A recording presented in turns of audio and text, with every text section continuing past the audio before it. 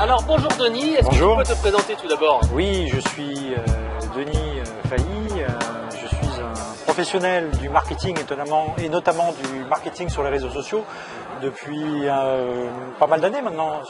J'ai un petit peu roulé ma bosse, notamment dans différentes structures, Next Modernity, Orange Business Service, BeAngels, Webleads Tracker, voilà.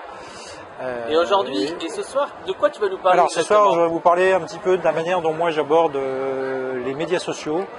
Je parle plutôt de médias sociaux que de réseaux sociaux en B2B. La première chose, pour moi, c'est vraiment, ce qui est fondamental, c'est de raisonner, alors je sais bien que le terme était un petit peu à la mode, en termes d'écosystème. Ouais. C'est comment on va construire un peu sous forme de briques ou un petit peu comme un Lego, cet écosystème, avec des entrants, des sortants, des traitements, des croisements, des fertilisations croisées, etc. pour essayer de remplir 3 objectifs qui sont, selon le cas, selon où en est l'entreprise, je dirais, basiquement de la notoriété, de l'image et puis surtout du trafic. Et au-delà du trafic, évidemment, on est là aussi pour vendre, faire de la lead génération. Et faire du closing pour vendre. Hein, voilà.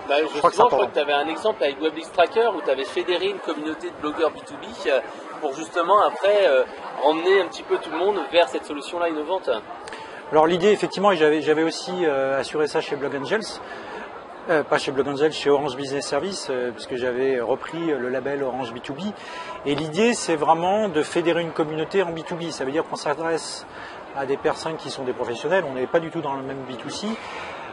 Donc le challenge, c'est pouvoir adresser à différentes cibles qui en sont à un moment différent dans leur cycle d'avancement, dans le fameux tunnel de conversion, dont on pourrait discuter quant au caractère très linéaire du modèle, mais bon, c'est un autre débat. Et en fait, c'est comment on crée et on adresse des contenus de façon graduelle pour amener progressivement nos cibles, décideurs, B2B, donc qui sont eux-mêmes dans des écosystèmes complexes. Il faut pouvoir expliquer. On n'est pas dans le jeu concours, le one-shot, on récupère des emails, bingo loto et compagnie, voilà. Pour pouvoir les amener progressivement à rentrer en contact avec nous et surtout au final à vendre. Donc c'est un véritable challenge. C'est-à-dire que moi ce que je faisais chez Webleads Tracker, c'est que je créais des scénarios, je sais jamais comment on dit, à l'aide d'une solution de marketing automation dont je ne dirai pas le nom parce que le but c'est pas de faire de la pub pour ça. Et de mixer en fait de l'inbound et de l'outbound, mixer du contenu, de la création de contenu, donc tout type de format, audio, texte, vidéo, etc., avec de l'emailing. Et tout le challenge, c'est d'abord, c'est planifier de façon éditoriale pour tel ou tel type de cible selon tel ou tel type d'état d'avancement dans ce fameux tunnel. Donc ça veut dire que ça peut être un livre blanc, etc. Mais l'idée, c'est pas de vendre immédiatement dans le livre blanc, c'est vraiment d'expliciter et d'intéresser. C'est un peu la phase d'évangélisation parce qu'on a beaucoup d'acteurs B2B qui sont pas du tout encore au fait des médias sociaux. Il y a encore temps. Donc on a presque une matrice multidimension où il faut à la fois créer les personas. Alors les personas, c'est ces espèces de portraits un peu fictifs ou idéal, client-type, quoi, de client-type. Qui se fait peu d'ailleurs en France. C'est quelque chose qui est. On est plus dans l'héritage de l'atavisme quantitatif du un peu grand public. On a une cible, on a un segment avec des critères sociaux, des mots, etc., classiques, etc. Et alors qu'il y a beaucoup de choses à tirer des personas.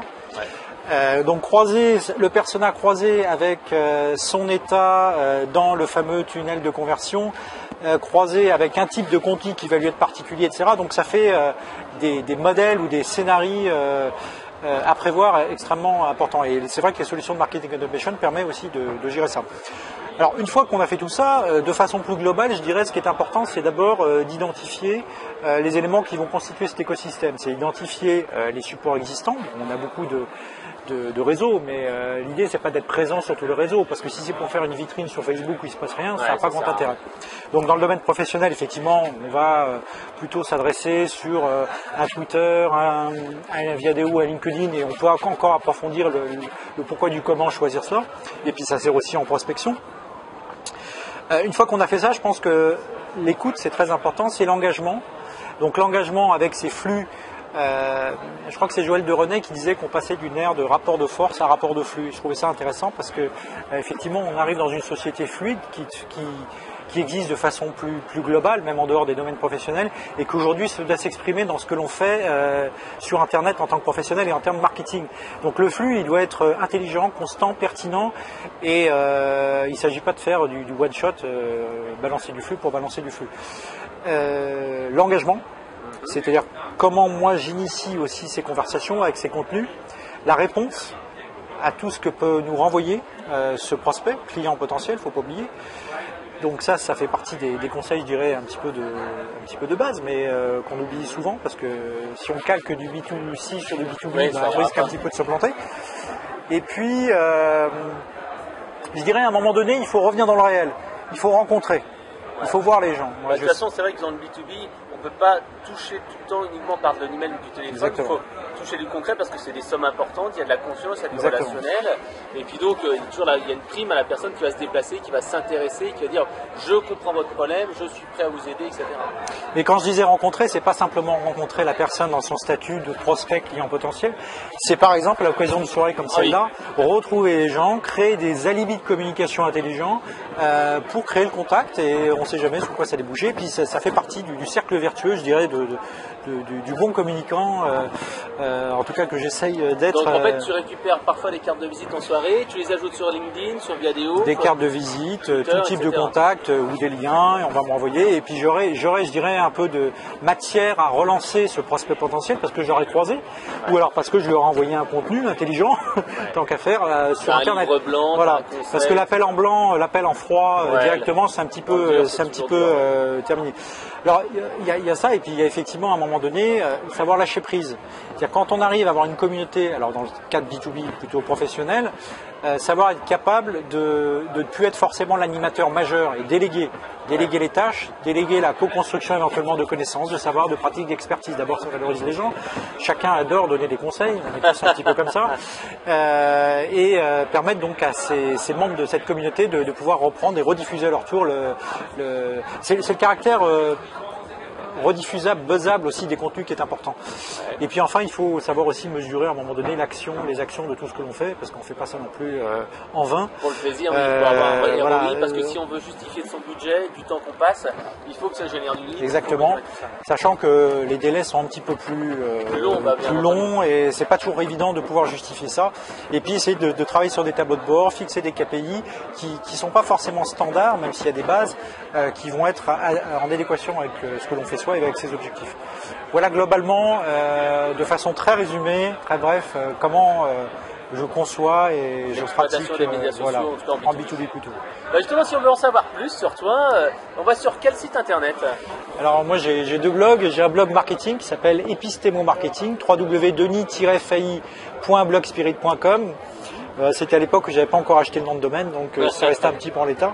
Et puis j'ai un blog que j'utilise, mais là c'est plus pour une démarche personnelle de prospective qui concerne pas que le marketing, qui s'appelle entretiendufutur.com, entretiendufutur.com. Voilà. Et qu'est-ce qu'il y a sur ce site d'entretien du futur? Ce sont soit des articles que j'ai pu rédiger sur des visions du marketing ou d'autres domaines, soit des interviews que j'ai pu faire auprès de personnes impliquées dans la prospective ou qui essayent d'être un petit peu visionnaires quant à ce que sera demain. Ça peut être des auteurs, ça peut être des experts, des praticiens d'entreprise. Voilà, c'est un petit peu un mélange. Qu'est-ce que tu pourrais nous dire sur quelles sont les visions, les chemins sur lesquels on va dans les années à venir? Là, on voit que le collaboratif, le crowdsourcing, le crowdfunding, le crowd contenu, il y en a de plus en plus, le crowd content. Quelles sont pour toi un petit peu les tendances à venir? On a vu tout à l'heure l'écologie avec les voitures de Bolloré. Qu'est-ce que tu vois un petit peu pour toi? Il y a une donnée, même si il faut toujours se méfier des buzzwords et des derniers mots à la mode du type big data, pardon, mais c'est pas un gros mot. Moi, j'accrédite cette idée. On parle aujourd'hui de réalité augmentée, mais je parle de marketing augmenté. C'est-à-dire qu'en fait, aujourd'hui, on sait très bien que le client, le consommateur, le prospect, l'utilisateur des réseaux sociaux, la valeur se définit beaucoup plus aujourd'hui par la notion d'usage qu'on en fait et par les données que les uns et les autres vont soit être capables de récupérer, donc ça c'est du côté des marketeurs, soit être capables de lâcher entre guillemets. Donc il y a une espèce du coup là de rapport de force qui est est-ce que demain, on ne pourrait pas imaginer, même si c'est un peu l'idée du VRM, Vendor Relationship Management, où moi, client, consommateur, je veux bien céder des données, mais à condition qu'en échange, j'ai quelque chose. Ou alors imaginer que je vende mes données. Je suis un super client et je vais vendre à mon réseau en échange de, un peu comme les Jones, le film, on a des influenceurs qui vont dire bah tiens, je veux bien porter votre t-shirt, mais vous allez me payer parce que j'ai un réseau d'amis qui vont ensuite acheter. Exactement. Et il y a ce type de démarche. L'idée aussi, c'est qu'il y a une donne. Alors je sais que c'est un mot qui est pas tabou, mais quand on parle de complexité, complexus, c'est ce qui est tissé ensemble. On est vraiment dans le paradigme de la complexité. C'est-à-dire qu'aujourd'hui, les schémas, les modèles que le marketing a pu utiliser, même si ça change, notamment grâce aux internautes, grâce à ces nouveaux usages. Je pense qu'on sort un petit peu des modèles, je parlais tout à l'heure du tunnel de conversion, un petit peu linéaire, un petit peu qui ont pour origine quelque part les sciences de gestion, la science économique qui résonne avec des équations, avec des variables relativement bien connues et où tout est à peu près appréhendable avec des marchés où les acteurs sont connus et que la concurrence entre guillemets est soi-disant pure et parfaite et que la main est invisible. Enfin, je résume, mais ça c'est complètement dépassé aujourd'hui. On est dans des réseaux relationnels, de complexité, de données, de moyens, d'outils, tout ça se mélange. Et comment on réagit par rapport à ça? C'est-à-dire qu'on est aussi en quête, en recherche. Et le marketing, à mon avis, doit revoir aussi quelque part, revisiter un petit peu ses fondements. Parce qu'aujourd'hui, on n'a pas forcément les moyens, les outils pour comprendre cette complexité. Les seuls qu'on essaie d'utiliser, c'est en parlant de big data. Or, un individu ne se résume pas à ça. Il y a tout un tas de données intangibles, émotionnelles, psychosociographiques qu'on ne retrouve pas dans ces données. Donc ça, c'est un vrai challenge. Donc c'est cette idée que le consommateur, il est augmenté. Il est augmenté par cette information qui n'est pas forcément purement quantitative, mais qui est aussi qualitative. Et de l'autre côté, qu'est-ce qui se passe? Il faut qu'il y ait un marketing augmenté qui soit capable d'y répondre. Multi-device, multi-terminal, multi-channel, mais intelligemment. Il ne s'agit pas d'être présent partout. Et comment ces deux réalités se rencontrent, sachant qu'aujourd'hui le consommateur peut être aussi un self-marketeur, marketeur de lui-même, il gère sa réputation, il peut aujourd'hui être son petit centre de profit entre guillemets en créant lui-même ses activités, même si aujourd'hui les auto-entrepreneurs ça pose un petit problème. Voilà, donc on n'est vraiment plus dans les mêmes rapports, les mêmes tensions, les mêmes rapports de pouvoir, je dirais, qu'on avait hier. Donc se dégagent des opportunités énormes et puis il y a aussi cette idée de synchronicité, de marketing synchrone ou juste à temps qui fait que demain sera-t-on capable de répondre en temps réel. C'est un petit peu le... passe devant un rayon, un magasin, on lui envoie un message sur son smartphone. Complètement personnalisé. Parce qu'on sait qu'il a lu un email il n'y a pas très longtemps. Donc on est vraiment dans le one-to-one, le fameux one-to-one dont on entend parler depuis, qui serait le Graal, en temps réel. Et voilà, après... D'autres choses sont à prendre en compte aujourd'hui. La notion de big data, de données, à l'ère où on entend parler de ce que feraient les Américains avec Prism, etc. Donc il y a quand même quelque chose en ce moment, un climat de suspicion, d'alerte ou d'interpellation sur qu'est-ce qu'on fait de ces données, qui peut s'en servir, etc. Donc il y a aussi la notion d'éthique, je pense, qui est importante. Qui fait partie aussi des exigences de demain, et je ne pense pas que sous prétexte qu'on ait la puissance informatique, un marketing hyper basse, si je puis dire, demain, qu'on puisse faire tout et n'importe quoi. Un petit peu de moralité et d'éthique en fait dans d'éthique, même si elle existe, je pense que... Il faut pas l'oublier en tout cas. Faut pas l'oublier, voilà. Ok, merci Denis. Merci. Et à bientôt. À bientôt.